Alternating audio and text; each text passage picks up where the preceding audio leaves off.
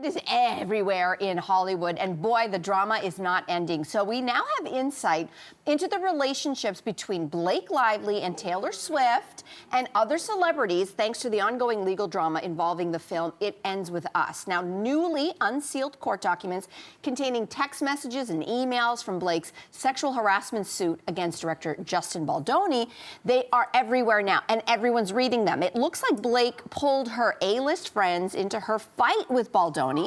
So we know this because she asked Taylor, Ben Affleck, even Matt Damon to endorse her script revisions for the film. Now, maybe one of the more shocking texts that was unearthed was Taylor Swift calling Baldoni the B word, the B with an itch word, with a tiny violin in an exchange with Blake. Let's react to this and maybe let everybody else know some of the other stuff that was in here. It was not nice. I don't know about you guys, but here was my first thought last night as this was coming in. I was like, how is it possible that we've only seen 1% of the Epstein files, and yet every single text document, everything is out with it? That is so true. Right? What the heck? Oh my gosh. I never thought about it that way, to be honest. It enraged me last night. I was reading it, and then I was hating myself because I'm like, this is none of my darn business what these texts You don't are. think so? No. I mean, okay, so I'll make one exception. There was an email or a text exchange with Jenny Slate, who was in the movie. She played Baldoni's sister in It Ends With Us. And Jenny Slate's an actor, but she doesn't have a dog in this hunt. And what I did find interesting was that she had been texting, I think it was her former manager. She said that filming the movie, quote, has been a really gross and disturbing shoot. She also wrote, Justin is truly a false ally, and I'm unwilling to do anything that promotes the image that he's crafting as a male feminist. Honestly, I have no words to describe what a fraud he is. So that, to me, was the first time I'm like, okay, she doesn't really have any reason except for truth in this. So it's right. I'll just leave that there. I gotta say, I know, even though I felt really icky, I loved reading everything yesterday.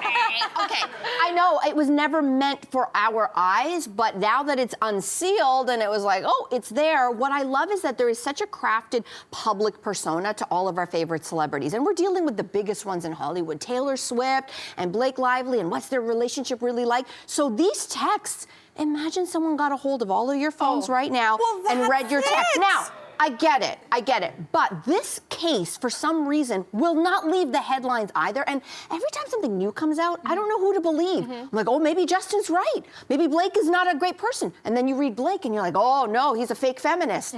I will say, I feel like I got more to the bottom of this case than I ever have. What's your theory? Blake, I'm on Team Blake Lively. Okay. And so thank you for releasing the texts and letting us read them. I think the whole Taylor Swift thing, though, the reason that they had to release those was because her camp had come out and said that, like, she didn't have any involvement in the film. She never stepped foot on set. She had no part in this. But I think the text messages show that she was conversing with Blake. She was endorsing things. She was part of meetings. So I think that's why they had to release it. But I also think that she's known that this was going to happen. Like, if you know that those were given to the court, at some day they're going to drop. So I think they were waiting for this PR mess to happen. And I also have a theory that she's trying to cover it up with something else. I don't know if you noticed this because you know Blake? No, Taylor. Because okay. I feel like anything she does is very calculated and it's very purposeful. So she actually released yesterday Opalite and Opalite Life is a Song acoustic version are available only for 48 hours or while supplies last on her website. Okay, so distract people from the story. So yesterday my feed was about the text messages and also like, oh my God, for 48 hours you can get this version of Taylor Swift's song Opalite. So I'm like, this is very convenient that you've posted this. Okay, I love that. That's a deep dive.